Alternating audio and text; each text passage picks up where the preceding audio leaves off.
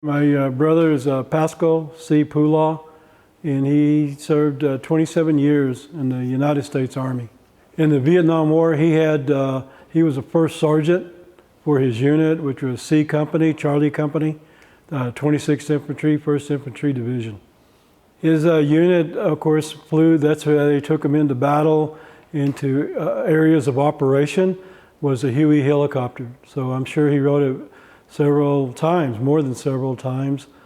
And of course, his last ride is when he was killed in the evacuation point. They picked him up in one and removed him from that area after he was killed in action. The three wars my brother fought in was World War II. He also fought in Korea, and then his last tour was Vietnam.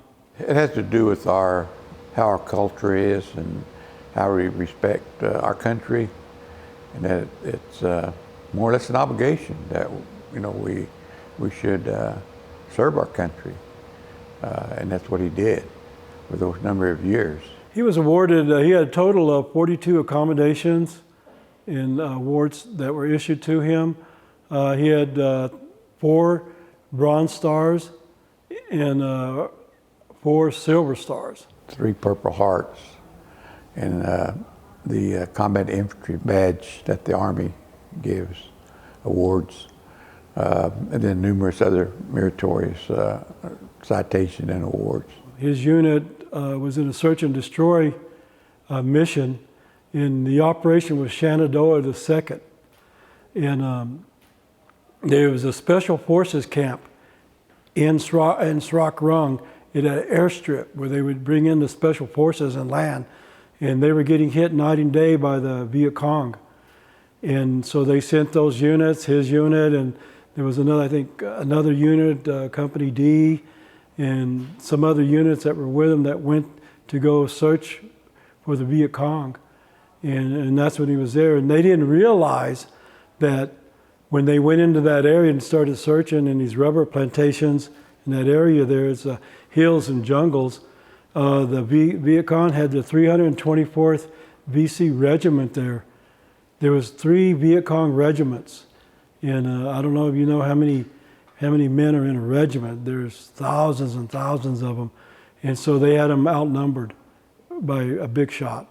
But they held their own when they got ambushed, and they let the first unit go by, and I'm basing it on the book I read, because S.T. Sims, the author, was in that battle.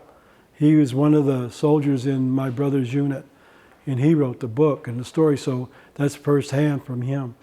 They let the first unit go by, which, and they didn't do anything, and they waited till the command and the other units came, and then that's when they ambushed them.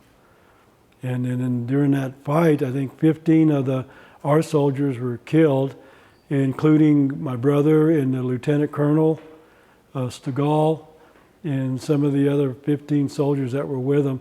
But they did end up calling air strikes and stuff to come in, and the VC retreated by pulling back into the mountains. He dedicated himself as a soldier and what he did, and sacrificed his life for other soldiers. He's a very fearless individual, but very kind. He liked to joke around. He would tell jokes, make you laugh, things like that. That's how he was, but he had a serious side to him. But around us, he was real good. There's an annual I got from Fort Polk, Louisiana, when he was stationed there.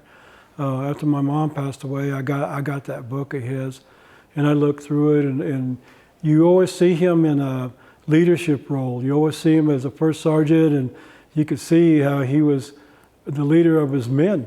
There's pictures of him when he was teaching a class to the soldiers, and he'd be on this real high pedestal talking. And there's a picture of him with his whole platoon, and they were in their dress uniforms. And even if you didn't know him and you looked at that picture, you could pick him out, because he was in the middle, and he was like the straightest and sharpest looking guy in that group, and there was a lot of them. And matter of fact, the guy standing next to him was a lieutenant, and he was a little short guy, but that's how he was. He stood out, and he was a leader. He was a leader. He had always been in that leadership role, and that kind of rubbed off on me. I'm that way. I'm really that way. I wouldn't say outspoken, but I'm not the type that's going to sit back and be passive and not say nothing. I think I learned that from him, because I always remember the leadership. And sometimes when you have nobody to step forward and no leader, then step in that position and do it.